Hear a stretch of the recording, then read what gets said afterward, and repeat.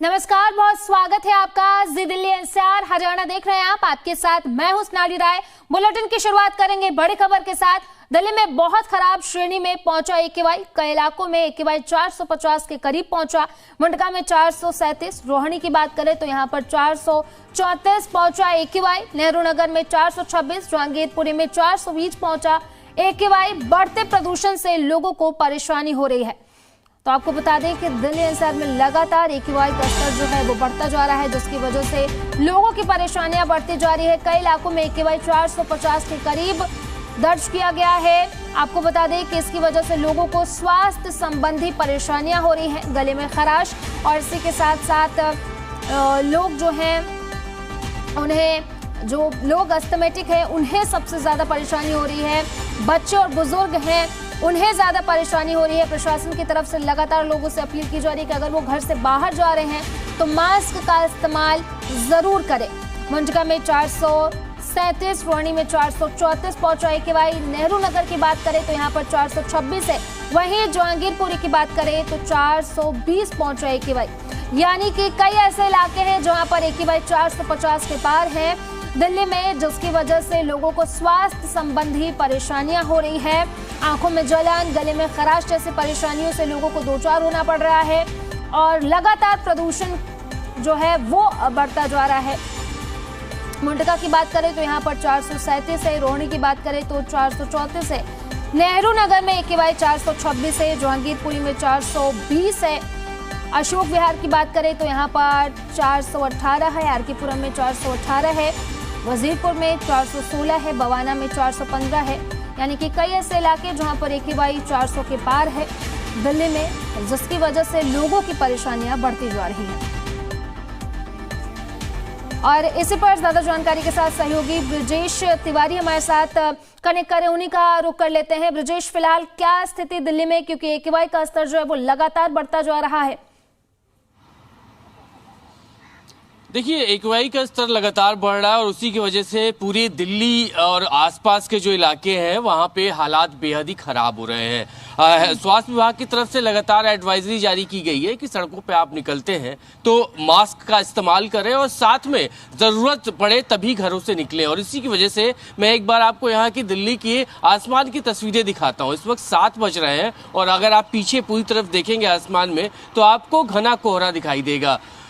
दिल्ली सरकार की तरफ से कहा गया है, मौसम विभाग भी कह रहा है कि कोहरे के साथ साथ ये वजह है पोल्यूशन की, प्रदूषित पूरा का पूरा वातावरण है और इसी वजह से लोगों को परेशानियां हो रही हैं। हालांकि सुबह इस वक्त दफ्तर जाने का समय है, लोग घरों से निकल रहे हैं, लेकिन एहतियातन ये बात जरूर कही जा रही है कि अगर आप निकलते हैं तो कोशिश यही करें कि मास्क का इस्तेमाल करें और खास करके जो बुजुर्ग हैं, बच्चे हैं, उनके लिए भी कई तरीके के एहतियातन कदम उठाए जाने चाहिए। तो इस बीच आने वाले दिनों में मौसम विभाग ने भी साफ कर दिया है कि हालात नहीं सुधरने वाले हैं। हालांकि हवा जरूर चलेगी लेकिन उससे एक्यूआई पे फर्क नहीं पड़ेगा और दिल्ली वालों को, दिल्ली के आसपास वालों को अभी आने वाले कई दिनों तक इस भीषण प्रदूषित हवा का सामना करना पड़ेगा।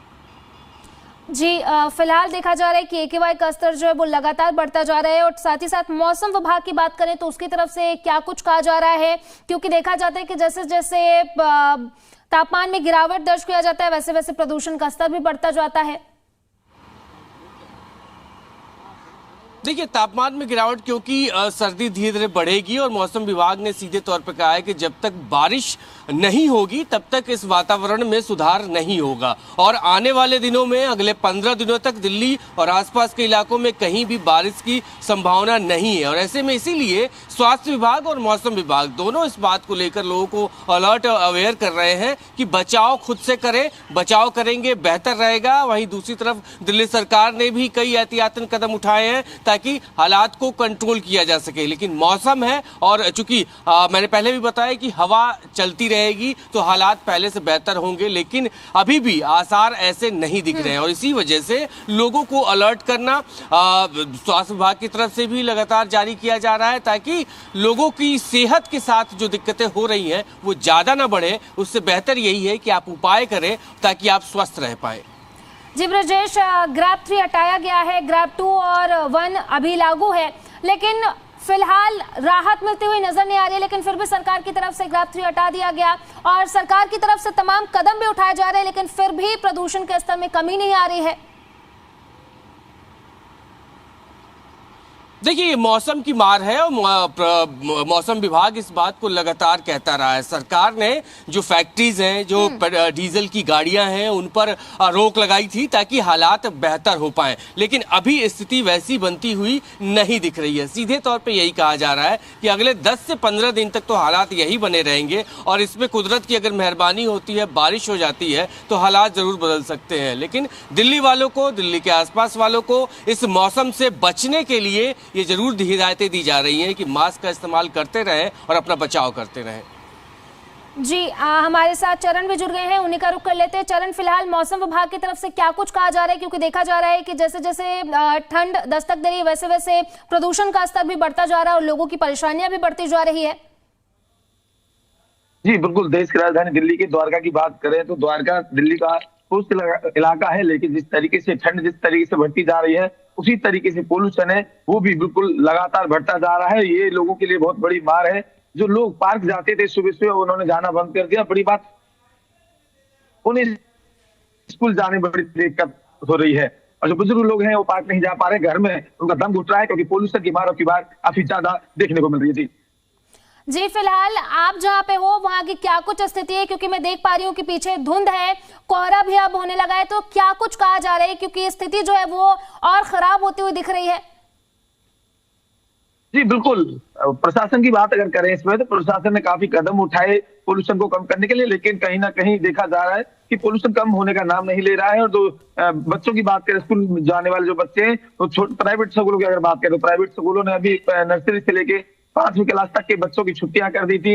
ऑनलाइन क्लासेस चल रही थी, लेकिन अभी बीच में दोबारा से स्कूल खोल दिए गए। लेकिन जिस तरीके से पोल्यूशन बढ़ता जा रहा है, उसे देखते हुए शायद हो सकता है कि दोबारा प्राइवेट स्कूल जो है वो स्कूलों को बंद करें, ऑनलाइन क्लासेस शुरू करें, क्योंकि जिस तरीके से पोल्यूशन बढ़ता जा रहा है वो अपने आप में एक देखने वाली बात है, क्योंकि पिछले साल से अब की बार कुछ ज्यादा ही देखने को पोल्यूशन मिल रहा है। जी ठीक है, लौटेंगे आपके पास। हमारे साथ ब्रिजेश भी लगातार बने हुए हैं। ब्रिजेश, फिलहाल आगे क्या कुछ कदम उठाए जाएंगे, क्योंकि विंटर एक्शन प्लान की बात कही गई, लागू भी किया गया, क्लाउड सीडिंग भी की गई, लेकिन फिलहाल ज्यादा कुछ असर देखने को नहीं मिल रहा है।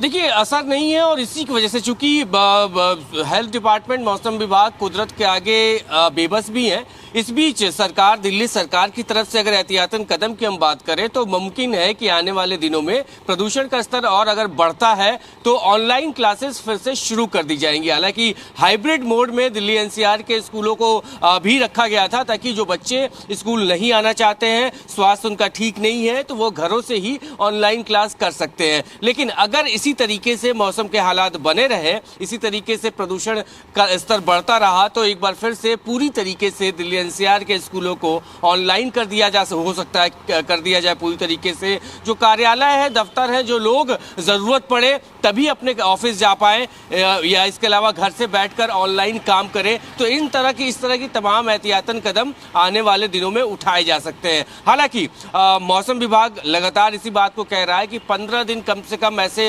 हो सकते हैं जिसमें प्रदूषण का स्तर और बढ़े, तो ऐसे में सरकार हो सकता है कि कोई मीटिंग करके तय करे कि कैसे लोगों के स्वास्थ्य के साथ उनको सेफ रखा जाए। तो ये एहतियातन कदम मुमकिन है कि आने वाले दिनों में उठाए जा सकते हैं। जो डीजल की गाड़ियां हैं, इसके अलावा ग्रैब की जो श्रेणियां हैं, उसमें भी घटाव या बढ़ाव किया जा सकता है, लेकिन इसके लिए अभी थोड़ा सा इंतजार करना पड़ेगा। सरकार की तरफ से प्रयास किया जा रहा है, मौसम विभाग लोगों को अलर्ट कर रहा है, सड़कों पर जो लोग निकल रहे हैं वो मास्क पहन के निकल रहे हैं, जरूरत जब हो रही है किसी को तभी वो बाहर निकल रहे हैं। इस तरह के तो लोग एहतियातन कदम उठा रहे हैं, लेकिन फिर भी हालात आने वाले दिनों में सुधरने वाले नहीं हैं और भी हालात दिल्ली के खराब होंगे और लोगों को जरूरत होगी और भी ज्यादा एहतियात बरतने की। ठीक है ब्रजेश, लौटूंगे आपके पास। हमारे साथ चरण भी बने हुए हैं। चरण, फिलहाल क्या कुछ ऐसे कारण है, क्योंकि सरकार और प्रशासन की तरफ से लगातार एक्शन लिया जा रहा है लेकिन फिर भी प्रदूषण का स्तर जो है वो कम होता हुआ नहीं दिख रहा है, क्या कुछ कारण है इसके? हाँ, ये बड़ी देखने वाली बात है, क्योंकि पिछली साल अगर हम देखें और अब की साल में देखें तो अब की बार काफी ज्यादा पोल्यूशन बढ़ा है। और सरकार भी इसमें काफी कदम उठा रही है। लगातार जो है द्वारका की बात करते हैं, फॉगिंग की जा रही है। द्वारका पूंछ इलाका भी कहलाता है। जब पूंछ इलाके में इस तरीके के हालात बने हुए हैं, तो जो कॉलोनियां हैं, जो गांव हैं, उनके अंदर, जहां फैक्ट्री इलाके हैं, तो उनके अंदर किस तरीके के हालात बने होंगे, ये बड़ी सोचने वाली बात है। उस इलाके में अगर जिस तरीके का हालात है, बच्चों को स्कूल जाने में दिक्कत हो रही है, बुजुर्ग जो लोग हैं जिन्हें पार्क जाने से स्वस्थ रहते हैं, वो पार्क नहीं जा पा रहे हैं, घर में उनका दम घुट रहा है, तो कहीं ना कहीं बड़ी बात है। और लोग जो मास्क लगाने पर मजबूर हैं, ये पोल्यूशन की वजह से है। पोल्यूशन का क्या कारण है इतना बढ़ना, ये एक बड़ी बात है, क्योंकि सरकार ने काफी इंतजाम किए हैं और लगातार सरकार इस पर कदम उठा रही है, तो बड़ी बात है देखने की। जी ठीक है, लौटूंगे आपके पास। चरण, लौटूंगे आपके पास। ब्रजेश, फिलहाल देखा जा रहा है कि पराली के केसेस भी कम रहे हैं, लेकिन फिर भी प्रदूषण का स्तर बढ़ता जा रहा है। सरकार और पिछली सरकारों में देखा गया कि किस तरीके से ऑड इवन भी लगाया गया, फिर आगे क्या कुछ ऐसा कुछ देखने को मिल सकता है? देखिए, सबसे एहतियातन कदम ऑड इवन जब लगाया गया था, तो उस वक्त यही कोशिश थी कि जो गाड़ियों की संख्या है सड़कों पे वो कम हो जाए, जिसके बाद पोल्यूशन का स्तर कम हो जाएगा। हालांकि उसका बहुत ज़्यादा कुछ फर्क पड़ा नहीं था। और वहीं दूसरी तरफ पराली की जो आप बात कर रहे हैं, इस बार पराली के केसेस कम आए हैं, लेकिन नवंबर और दिसंबर में दिल्ली एनसीआर में खास करके चूंकि ठंड बहुत ज़्यादा पड़ती है और ये प्राकृतिक है, नेचुरल है, हवा इस वक्त कम चलती है, बारिश नहीं होती है, और जो प्रदूषण, चूंकि इसके पहले जो प्रदूषित हवा होती है वो आसमान में जाकर एक लेयर बन जाता है, और उस लेयर की वजह से प्रदूषित जो शुद्ध वातावरण है वो उसका फ्लो कम हो जाता है। ये एक तर्क दिया जाता है, जो साइंटिफिक रीजन है उसकी वजह से इस तरह के हालात बनते हैं। सरकार को इसको लेकर हर बार सरकार की तरफ से प्रयास रहता है कि इस बार कंट्रोल किया जाए, कंट्रोल करने की कोशिश भी होती है, लेकिन चूंकि ये प्राकृतिक परेशानी है इसीलिए लोगों को हिदायत दी जाती है। और आने वाले दिनों में एक बार फिर से मैं कहूंगा कि ऑनलाइन क्लासेस की अगर हम बात करें, हो सकता है उसको भी शुरू कर दिया जाए, जो ऑफिसेज है वहां भी ऑनलाइन काम किया जाए, लेकिन 10 से 15 दिन का वक्त मुमकिन लग सकता है जिसमें तस्वीर पूरी तरीके से साफ होगी। ठीक है, बहुत बहुत शुक्रिया आप दोनों का तमाम जानकारी के लिए। तो देखिए, लगातार सरकार की तरफ से, प्रशासन की तरफ से कदम तो उठाए जा रहे हैं, लेकिन लगातार प्रदूषण का स्तर जो है वो बढ़ता जा रहा है, जिसकी वजह से लोगों की परेशानियां भी बढ़ती जा रही हैं।